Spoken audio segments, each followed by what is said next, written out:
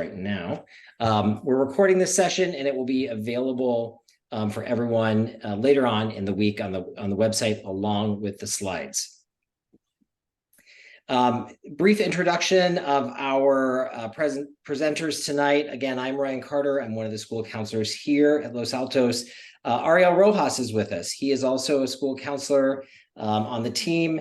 Angela Price is one of our college counseling members at Los Altos, and Laura Duran is our College and Career Center coordinator and also works in a college counseling capacity as well. Maria Herney is here as our bilingual liaison, and then Fabian Morales Medina, who is our assistant principal working closely with counseling and supporting us and your students throughout the year.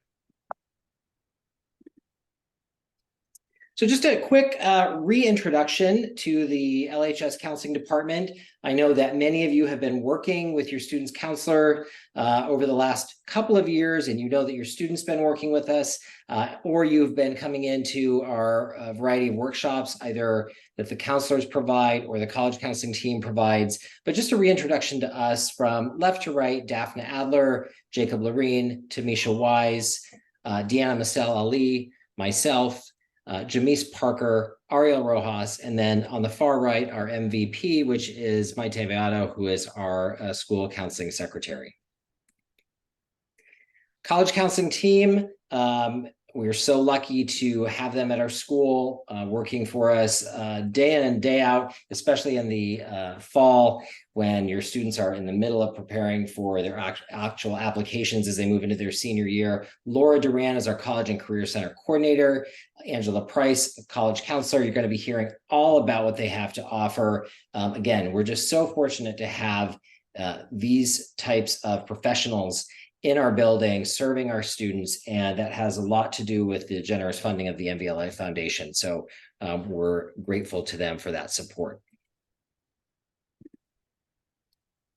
So I just wanted to give you an overview of our counseling services, and just to put this model of our continuum of services up for you all to see. Again, I know that you often see this on our school's website. I just wanted to mention a few key things about how school counselors support your students at LAHS. We support your students holistically. And so that means we're working with supporting them on their academic development, their social emotional development, and preparing for next steps after high school through college and career preparation.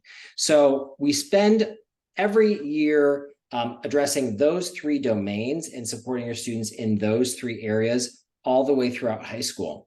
The other thing I just wanted to mention about our counseling model is that it's a dynamic model. And so over time, it evolves. So each year we're thinking about how we can improve and add more services into what we do. And so keep an eye for announcements on new services that we're offering, because it is constantly evolving, whether that be through what we provide your students or you, either in the school counseling team specifically or on the college counseling end of things as well. And we often, as you know and can see tonight, collaborate and co-present at these types of events. So I wanted to just give you an idea or an overview of what your student and you can expect from the counseling program in the 11th grade. As you can see here, there's a lot going on for your students. We support them in a variety of ways over the course of their 11th grade year. In the first semester, we actually kick things off with all of you at the 11th grade parent night, giving you some great information about what to expect for your student in the 11th grade year. On Monday, we're going to be meeting with all of your 11th graders in their U.S. history classes, and we'll be going through some content that's going to look very similar to what you're receiving tonight, particularly from the college counseling end of things. So our goal here for you tonight is in part to help you understand the types of things that we're covering with your students, the type of information that we're disseminating to them and providing them to prepare them to be successful in high school and beyond. A lot of college and career workshops and events throughout the school year, in particular in the first semester, that you'll be hearing about in just a few moments. And then students can drop in to see us in our offices any day during brunch, during lunch, and they can also sign up to see us during the ACT period. I know a lot of your students access teachers for support during that time, and we're also available. And so we have a significant number of students that sign up to see us for a variety of things. So that's a great way for them to access us as well.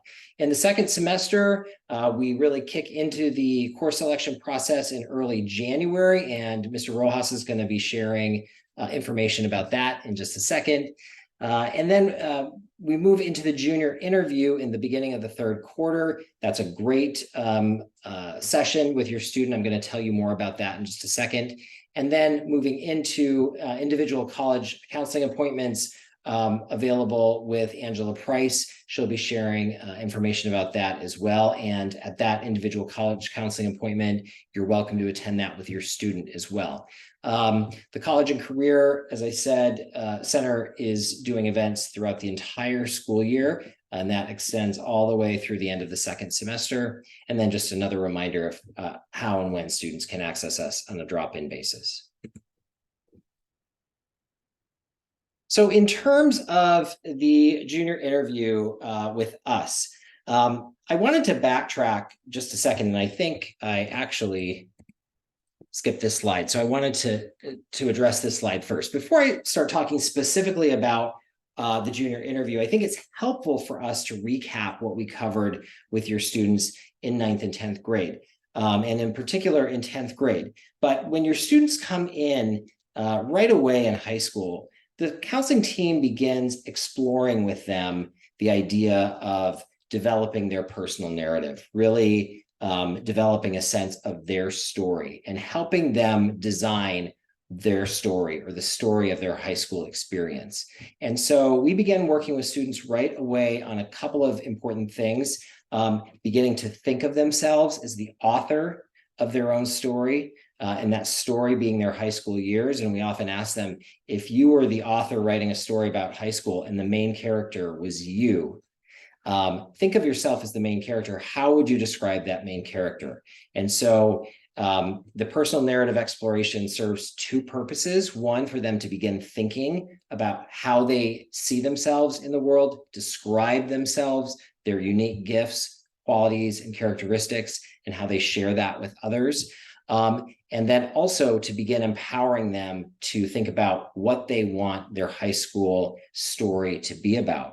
In 10th grade, we do some real tailored workshops, really focused on that personal narrative exercise. We also ask them to do some writing around how they see themselves as the character in their story, what they hope their high school experience will be and will entail, and what choices they'll make to get themselves there. And then also what they see coming next for themselves in the following chapters after high school graduation.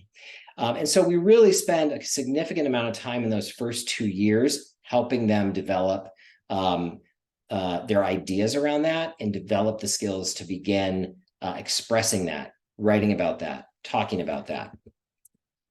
And so the junior interview is really just an extension of that.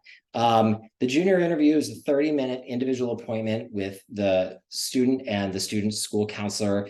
And I want to just start this conversation by letting you know that whenever we say the word interview, sometimes it raises some tensions for people. This is not an interview with any stakes to it. Your student's not interviewing for a scholarship or, college admissions or anything like that. This is just an opportunity for them to come in and first and foremost to connect with us, for us to spend some quality time learning more about your student, learning about the things that make them special. And we do that through asking them a series of questions. And that's really the interview, where we're asking them questions that are similar to what I just mentioned, where they are asked to talk about themselves. And that's a skill that a lot of students initially find quite challenging. But it's also a very important life skill to be able to talk about oneself and to share about oneself. And we draw that connection between them being able to do that with me in my office and them being able to do that as they go out and apply for jobs, and as they go out and apply for scholarships, or they have college interviews. It's a tremendously important life skill. And so we really work on building that.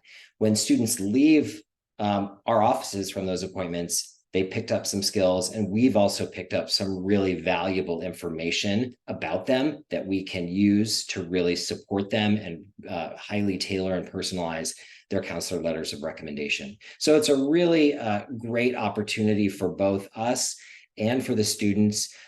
We also cover in that interview some content around A through G requirements and graduation requirements. We touch base on that, but we really are moving more into doing a lot of that in workshops and really letting that time in the interview develop those 21st century skills. And then very important, drawing a connection between those skills and their next steps after high school. And that's where we literally walk kids over to the College and Career Center and introduce them to the team so that they can get connected with that team. All right, so that's just a little bit about how we're supporting your students in 11th grade. I hope that was helpful to get an overview of that. And now I'm going to ask Ariel Rojas to continue with the conversation. Thank you, Dr. Carter. Good evening. So we're going to talk a little bit about course selection, which is kind of one of the biggest times of the year when we have our kids start thinking about the classes for the year ahead. And I know it's in the middle of the year, and it could become sort of a stressful time for kids. But what we want is for them to have a time where they can have some reflection in terms of what they're going to do. I think this should be a good time for families gathering and talking about the possibilities ahead, and looking at it in a very positive way, thinking about balance and about how your students can benefit from choosing the right courses for the year ahead and for in whatever they're going to do in the summer. There are a lot of resources in our school. If you go to the counseling website, you're going to find a lot of resources on how to do all of this process. What is important is for students to really think about their courses, and for students to really make choices that are going to benefit them, and they are balanced with everything else they're doing in their lives. This is a great opportunity for them to really shine and have a year that can be beneficial to them. Students will be able to talk to teachers, to counselors, and are going to have plenty of opportunities to talk about what's best for them, talk to us about what's best for the overall plan, and to move on into the next year with a clear understanding of what the classes are and the kind of time they have to put in the classes. Next, please.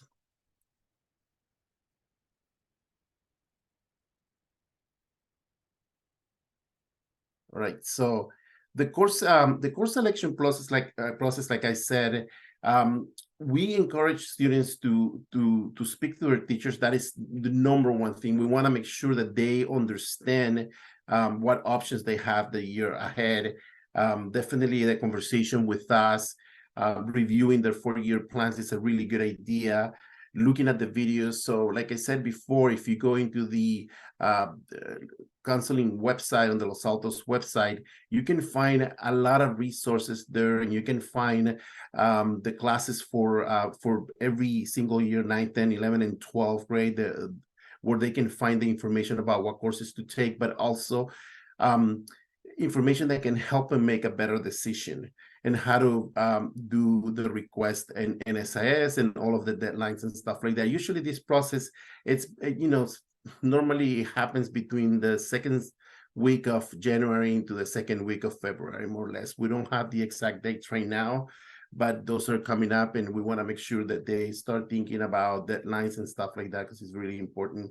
Athletes should talk to their sports teachers and talk to look into their sports and make the decisions they want to make in terms of what sports they're gonna sign up for, and then confirming the courses all of that is going to be mailed in the spring once your student has put in all of the classes that they are thinking for the next year. We will send via mail confirmation of the courses that they selected. There will be minimal opportunities in the fall to change classes, so that's why we want students to make the best decision possible. And then definitely like the deadlines and all that stuff will be announced in January. Next, please. So we want to make sure the students stay in touch with us. We want to make sure the students go and look at the counseling website. We have all of the presentations, workshops, calendars of events, course selection information, resources. We have the Counseling Connection newsletter, Parent Square, daily announcements, all of the stuff. We want to make sure the students are looking at it. We want to make sure the students are paying attention to the daily announcements, as many things that are happening within the year, are announced through the daily announcements. The Parent Square is really important for any announcements that we have for parents or students, and also emails. Students can definitely be looking out for emails as more and more emails become more important as you're going into the 12th grade and thinking about college and all that stuff. So being in contact with us and making sure that they ask the questions. If they have any questions and want to ask their counselors, they will be able to come and talk to us. And it's important that we create that connection with them. So the additional resources that we have in the school, we have resources for mental health. Luckily, we have, I don't know if anybody has seen the building. I'm pretty sure some of you have seen it. We have an amazing building now. We are fully moved in. And on the second floor is where all the counselors are host. And then in the other side of the second building of the second floor, we have the mental health resources, the College and Career Center. So we're all like a big family, and we're all like in the second floor. It's really cool. And one of the cool things that I've seen lately is that students want to be there. We see more and more students coming to our floor and hanging out. Like, there's some rooms for them to do homework, to hang out, to talk, and so it's really wonderful to see all that. So that's where we host the mental health counselors as well, and there is a referral process that parents can use it as well, as teachers and staff, and even students can do that as well. And if there's any questions about that, you can always reach out to us and we will guide you through it. The tutorial center is another place that that is there for students. We open every day, and we have all kinds of tutors to help your students, and also your students can sign up to help other students at the tutorial center. The tutorial center is still host where it was last year, which is right by where the library is in that building. So we want to make sure the students understand and they have access and use the tutorial center, because it's a really wonderful opportunity for either the student that needs a little bit of extra help or the student that wants to help out another student. We want to make sure that students are participating in the academic collaboration time during ACT. That's a time where students can go and see their teachers, come and talk to us, make appointments, and go to the College and Career Center. Really use that time to do a lot of business that they're not able to do during the school day. And so that is a really good time for them to do that. And then if your student wants to have a mentor, we do have the mentor-tutor connection, and so we want to make sure that they use that as well. And if you have any questions about the mentor-tutor connection, you can look for the information on the website, or you can definitely reach out to us and we'll give you more information about that. What it is, it's mostly everything that I've been talking about. Is it's time for communication coming up. Like, we are going to, after we come back from the Christmas break, we are going to have a lot going on in terms of scheduling and doing all these different things that has to be done in the spring. And we want to make sure that the communication is there, the families are sitting together and talking about balance and talking about progress with their students. But most importantly, making sure that we are connecting as a whole group. We're connecting as a team, parents, teachers, counselors, administration, we're all a team. We're in here. We're here to help your students, to make sure that they are successful, and at the end of the day, make sure that they have everything they need to reach their goals. Next, please. And now I'm going to introduce Ms. Laura Duran from the College and Career Center. Great, thank you so much. It's a pleasure to be here tonight, and I just want to reemphasize how closely we're able to work with the school counselors, and in our new space, it's really exciting. So that's the QR code if you want to scan that to get to the College and Career Center page on the LHS website, but I think we can move on to the next slide. Yeah, so just to give an overview of some of the resources that we provide, we have both online and in-person resources such as Naviance. We have hundreds of reps that come to visit our campus. We're in the middle of that right now, and 11th graders are able to miss class to attend with teacher permission. And all of those visits are listed on Naviance and are also sent out to students every Friday for the upcoming week. We have scholarship information, ways for students to volunteer, get internships, look for part-time jobs. We have the MBLA counseling handbook that's linked on the web, and a YouTube channel and an Instagram account. We also offer specific to ACT workshops, so students can sign up on Teach More, as mentioned, but covering topics like writing college essays, how to apply to specific types of college. We have career guest speakers. We have workshops around building a college list, paying for college, ACT, SAT, testing landscape. So those are just a couple highlights. And we also would appreciate you partnering with us to encourage your students to come by and visit. We really strive to create a welcoming space for all students, and they are free to come in without an appointment before school, during brunch, at lunch, during a free period, or by appointment, but definitely they don't have to have an appointment to come into the College and Career Center. And again, just they can schedule a seat through Teach More for ACT workshops, and check the Naviance upcoming visits to see which colleges are going to be at Los Altos, and they can sign up for that, save their spot. And then this is just a quick picture of the college counseling handbook that anyone can find online. It's very comprehensive, has lots of great information, and we think it's a great first step for students and families to look at this as they're going into actually right now, so junior year and looking ahead to life after high school. And then here's a screenshot of the College and Career Center events calendar, which is now linked on the Los Altos High School homepage.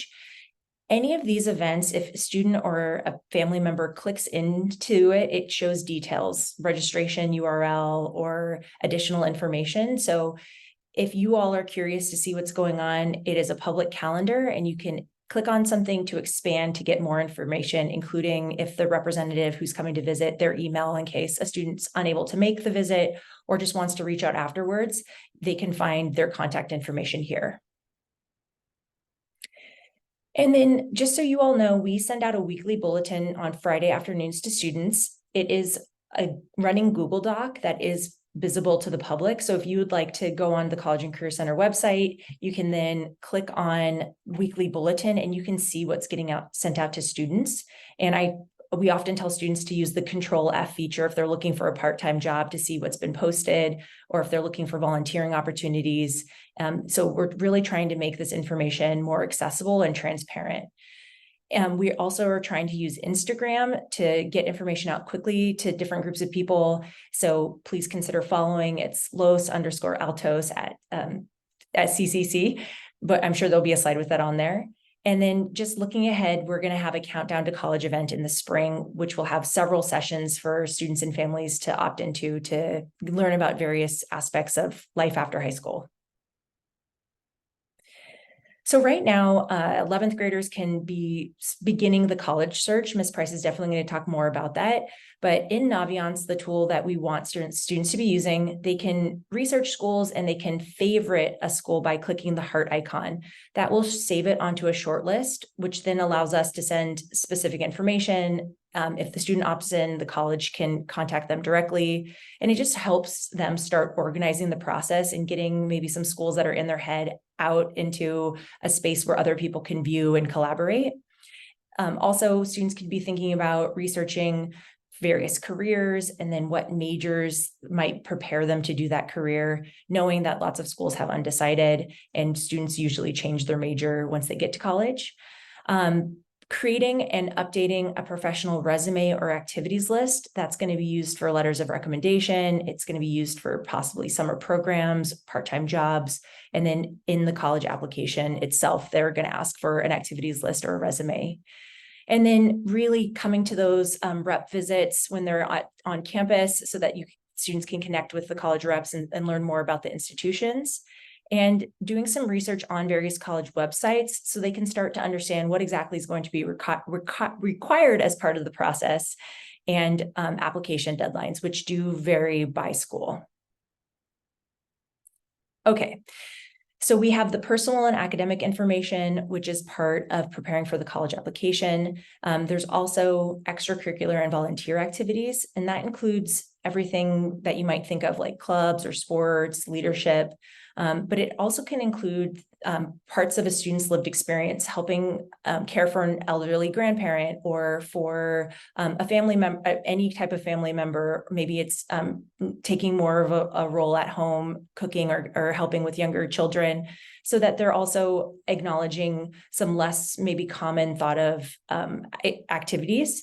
And that students are also getting involved with clubs or activities in areas of interest so that they can gain some experience-based learning and confirm that they might be interested in that subject before picking a major and going to college and then realizing it's not exactly what they thought it would be, or that they don't actually enjoy it. So we really want students to have some hands-on experience before they graduate. And then this is looking ahead, but in the spring, that's when students will ask maximum of 2 academic teachers for letters of recommendation.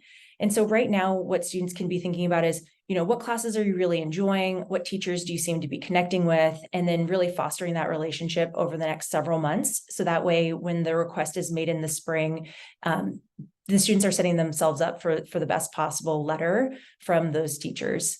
The counselors will write letters of recommendation for any student that meets the deadline, and there will be a spring information session and then a fall information session with specifics, but just know that the counselors will write letters for students that request it in the deadline, which is in the fall of senior year. This spring, students can start thinking about working on their essays, personal statements, short response questions in the spring and summer. And that really ties into the activity that the school counselors have been doing with your students as far as writing that personal story and creating a personal narrative. It very much translates into how students will represent themselves on the college application. And then thanks to the generous funding of the MVLA Foundation, we're able to offer summer college counseling meetings and also a summer college application boot camp. And we've been seeing great success with those initiatives. So just know that we will be offering workshops through the spring and have summer ability to support your students as well. Okay, next slide. Okay. College testing, since the pandemic, there has been a whole new landscape around testing. So just some common terminology for people to become familiar with. Test-free means the college will not look at testing or use it as part of their admissions criteria. Then there is the more vague test optional, test flexible language, and that can really depend on the school, how they interpret it. But it includes both public and private schools. And so for those schools, we have resources to help students and families identify what the middle 50% of those test scores are to help a student determine if their test score, if they choose to test, would be worth sending or hurtful to them to send it. And then there are test required schools, and there are both public and private schools that are requiring testing as part of admission for students. And so what can you do? One is the student can self-reflect and have a family discussion. What colleges is the student interested in applying to? What are the PSAT scores looking like? How does the student or family feel about standardized testing? And then knowing that Los Altos High School offers the PSAT, offers the SAT on campus, but it is still challenging to find an off-campus testing site in a local location. But using data, using the resources to help come up with a testing plan. If a student or family says, hey, we want to make sure we cover all the bases, we want to have a test on file, making sure that you're familiar with the testing dates and registering early and making a plan for those exams. And then tomorrow will be the PSAT for all juniors unless they requested to take the SAT by the deadline. And a reminder about AP test registration, that deadline is November 3rd by 11:59. And an email went out on Parent Square on September 5th from our wonderful testing coordinator, Christina Sabin. So if you are not sure about the AP testing, please go back to Parent Square, search for a message from Christina Sabin, and all the instructions are there, but it is a firm deadline for November 3rd at midnight. And then financial aid.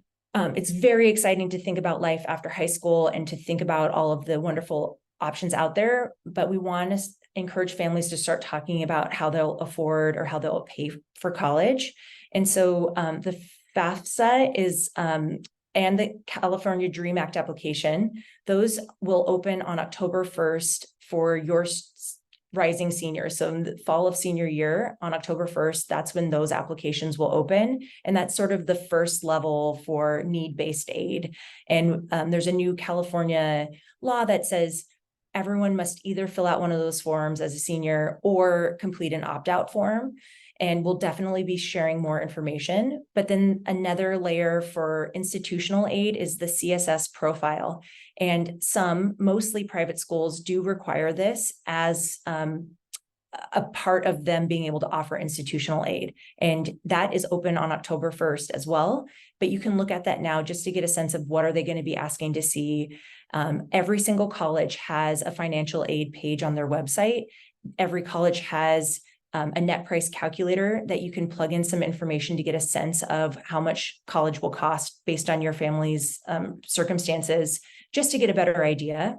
And then recognizing that there are several types of funding for your students' education. And then this is just a quick visual to help families and students understand which application they'll be filling out. So students will either complete the FAFSA or the California DREAM Act application. Students do not complete both. And so our job is to help families and students recognize which application is appropriate, and it is based on the student's status.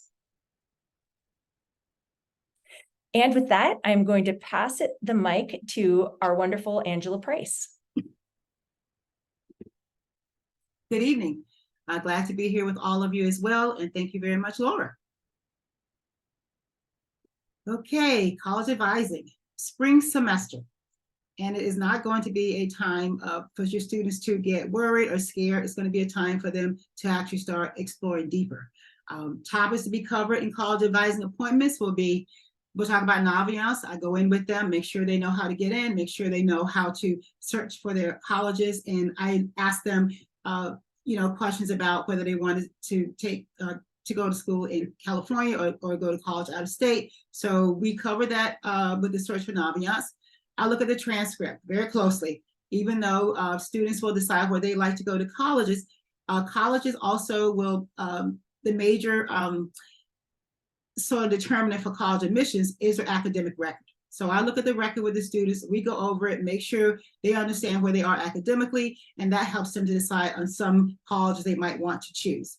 I go over their college list, looking at that academic fit, which is again determined by their transcript, as well as some other things they've done outside, like internships or research opportunities.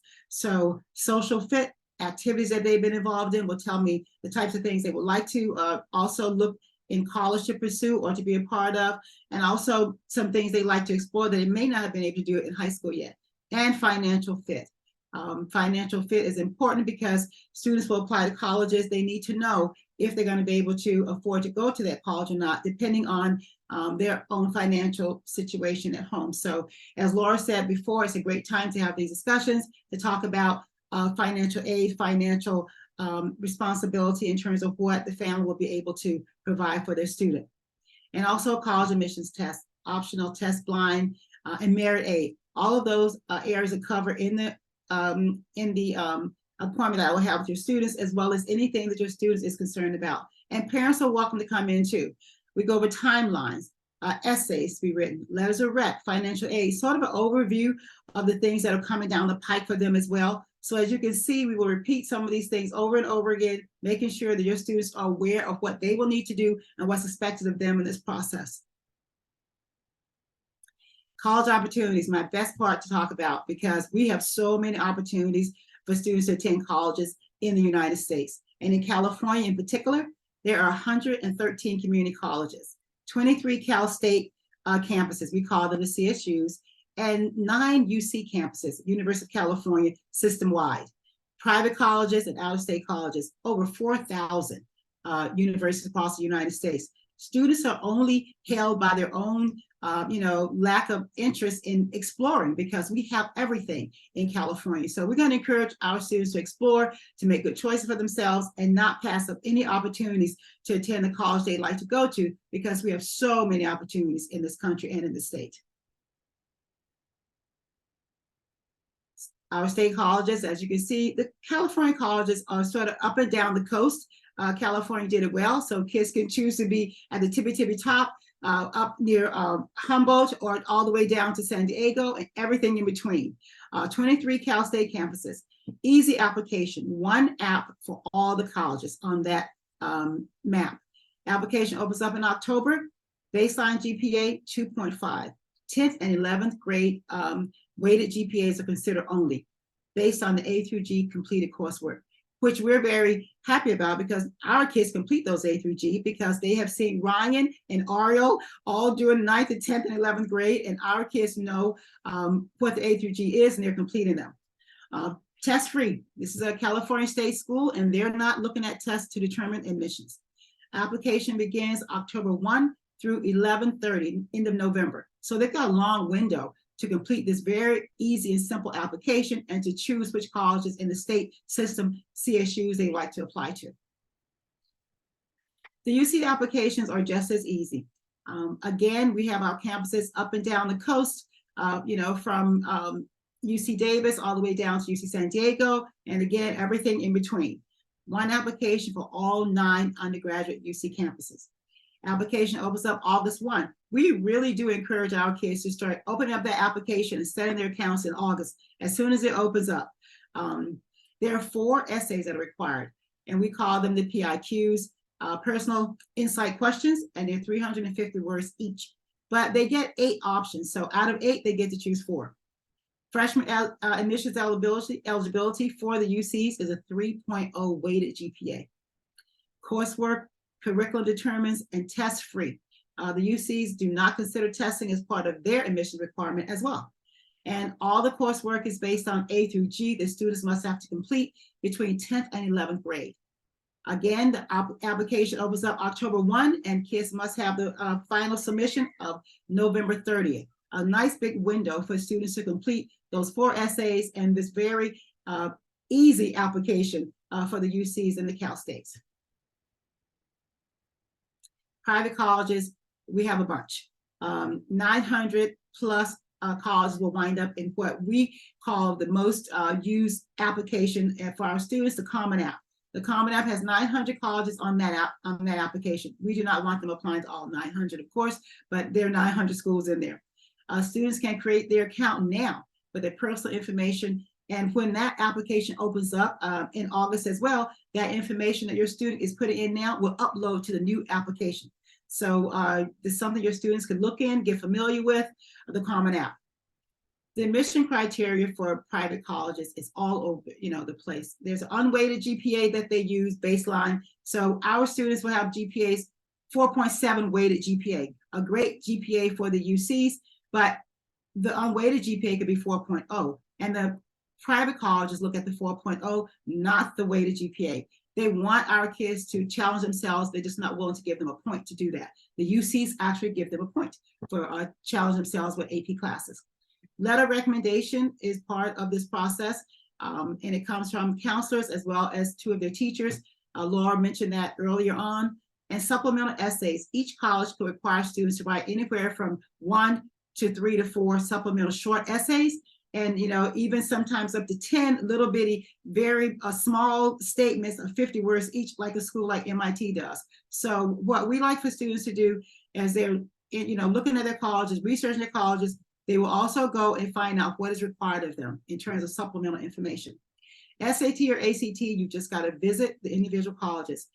They're all over the place, but I can tell you if a college say that it is optional, it is optional. If it's required, it is required, but optional is optional, meaning that the college will not consider a student having not turned in the SAT as a negative if they don't want to. It just isn't in the application, and that's okay with the college if the student does not submit when it's optional. The MBLA Foundation supports all the college process. We're so thankful for their funding. They allow us to spend time with our students, to advise our students, and to support them in every way possible. It's just a great foundation that's been, you know, helping us provide more sort of targeted college advising and targeted college career center activities and support for our students. So thanks to MBLA.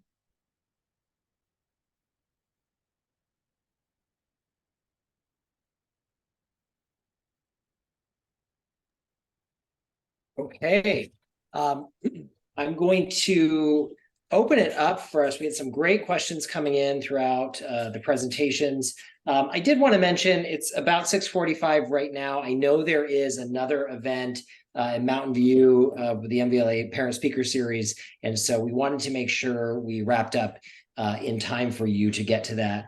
If you want or need to. We will continue with Q&A for a few moments here, and we'll continue recording as well. So we will definitely capture what we're addressing in terms of the questions. So let's see here. I'm going to pull up some of the questions that I'm seeing, and some of them were answered, but I thought they were great, so we wanted to announce them out loud.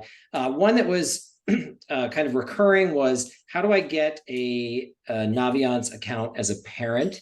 Laura, do you want to address that question? Sure. We're happy to set up a parent account for you. If you just send me an email with your name and your student's name, and if you have older students, I can match your accounts, combining your students. So just let me know those details. Great. Another question I'm seeing, how can my student become a tutor? I think, Mr. Rojas, you were talking about the tutorial center. Do you want to share how students can become a tutor at the tutorial center? So they can go to the tutorial center and talk to Ms. Paredes. She's the coordinator for the tutorial center, and they can have a conversation with her about what they want to do and what classes they're interested in doing, and then talk to us. So usually the process starts, they can talk to us in the spring if they want to do that in the at the beginning of the school year, or they can simply come to us right at the beginning of the school year, and we can see how it fits in their schedule and stuff like that, because it has to be put in their schedule as a class. But the conversation starts with Ms. Paredes at the tutorial center. Thank you, Mr. Rojas. I'm seeing another question here about the summer college prep workshops, when they are typically. Angela, do you want to take that question? Yeah, we have them 3 days before school starts, actually, so that that kicks off our year of working with our students. So we will announce it. We will invite kids to sign up. We do a whole big PR in the spring to let them know it's coming in the summer. And we also remind them at the end of school that it's coming in the summer. Thanks, Angela. I'm seeing a great question here asking, can juniors get access to the counselor packet where they fill out their extracurriculars, awards, etc., that they're supposed to fill out at the beginning of the year? So I think what you're asking about is the counselor letter of recommendation packet. That is currently posted online right now. Anyone can access that. The student questionnaire that we have students fill out is probably the most important piece on that. And although the questions on that may shift a little bit from year to year, depending on what we are wanting to learn from the students. They don't shift drastically normally. And so your student can go on and start thinking about how to address those questions. They can start talking with their counselor about that as well. And then the other thing I just wanted to mention, there's a piece in there where we have them create a resume that they submit to us. And Naviance is a great place for them to go in right now and start adding in all of the things that they're doing and keeping track of it. I know that Mr. Rand also works with students on resume building. Laura, I don't know if you wanted to say any more about that piece. I'll just jump in and say that we have a nice resume template. I think that the Naviance resume feature can be useful because it's embedded, but if a student wants a different format, they can use a template and then create it so that anyone with link can view and then drop it into Naviance. So there's an option there, and it's linked, but I'm happy to help a student with that. Great, thanks. Let's see here.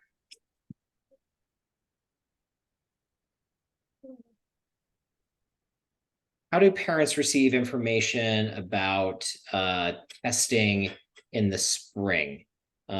Is that something that the College and Career Center shares information on with parents? Laura or Angela?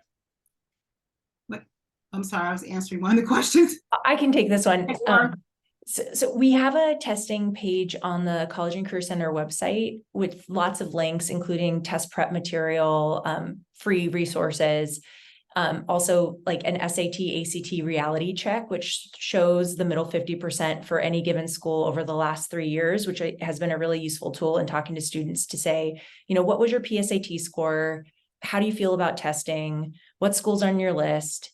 To help kind of decide, is going the testing route the route that they want to go, or are they going to opt out? And if they do want to embark on testing, then seeing like, what are the ranges of scores that you're really aiming for if you're going to choose to send those to test optional schools.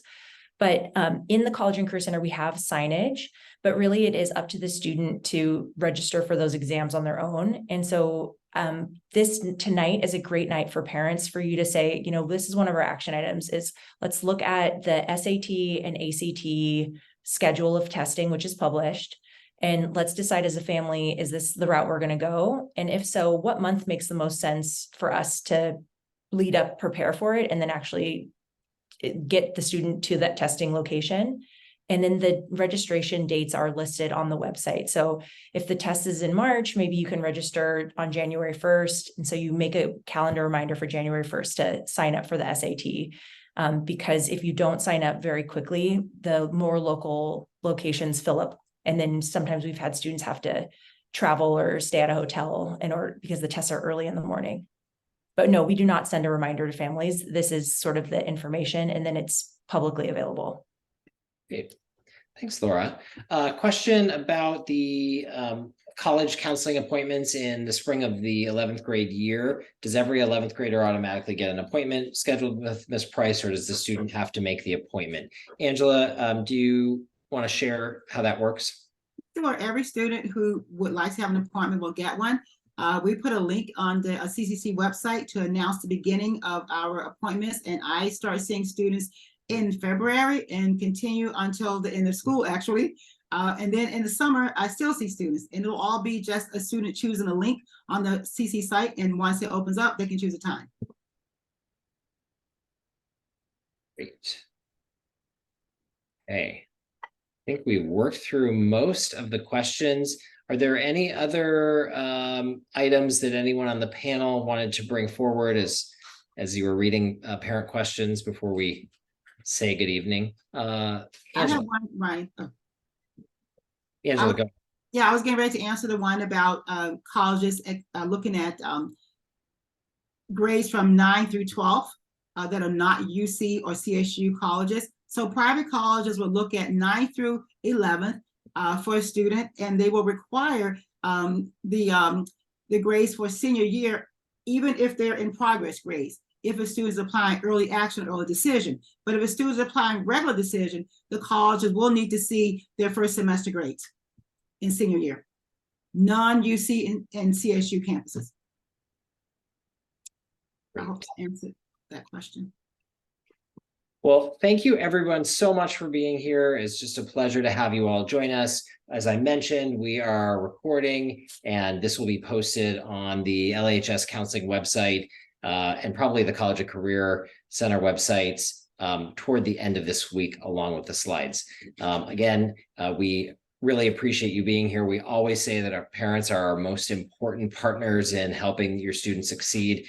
So we love to see so many parents here tonight, and we look forward to connecting with you in the future soon. Thanks very much, everyone. Have a great evening. Thank you.